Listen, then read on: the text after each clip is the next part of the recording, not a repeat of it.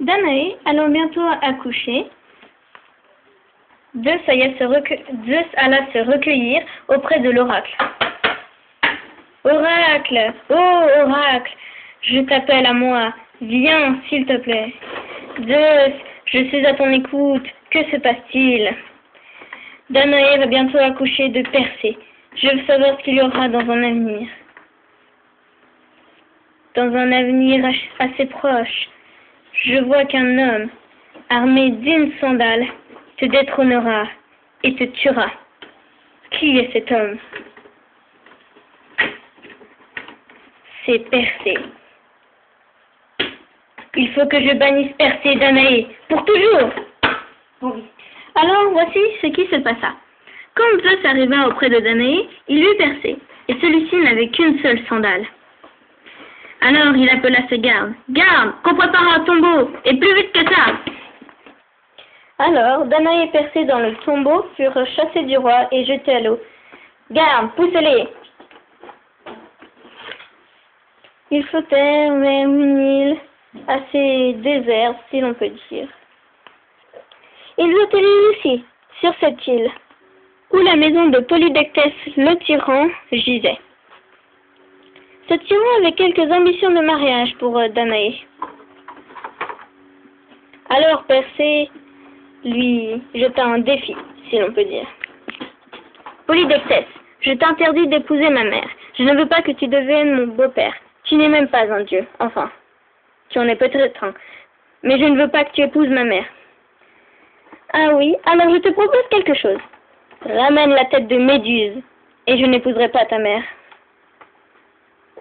Tu me le promets? Oui. Par contre, si tu ne la ramènes pas et que tu meurs, j'épouserai ta mère. Je te bannirai, sauf si tu es déjà mort. D'accord. Persée s'apprêtait à partir, quand l'oracle apparut.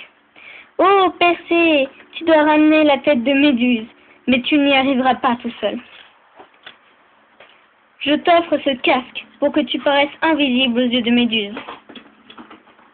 Et cette dague, capable de trancher n'importe quoi. Merci, oracle. Persée, toujours armé de sa seule sandale, et à présent armé d'un casque qui rend invisible aux yeux de Méduse et d'une dague qui tranche n'importe quoi, partit alors vers le repère de Médusa.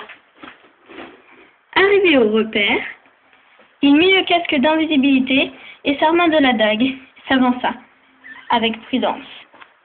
Médusa, ne pouvant pas voir Persée à cause ou grâce à son casque, ne le vit pas arriver. Et d'un seul coup de dague,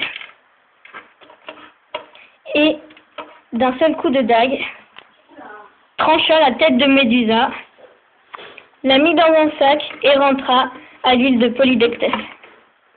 Il reprit sa barque et son voyage recommença.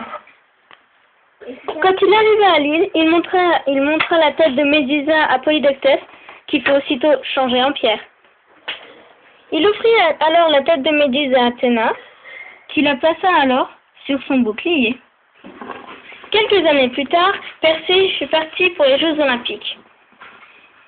Et il se passa un drame. Lorsque Persée lança son disque, il rata son tir et trancha la tête de son père. Ainsi s'accomplit la prophétie de l'oracle. Peu importe ce que le roi aurait fait, de toute façon, Persée l'aurait détrôné et tué.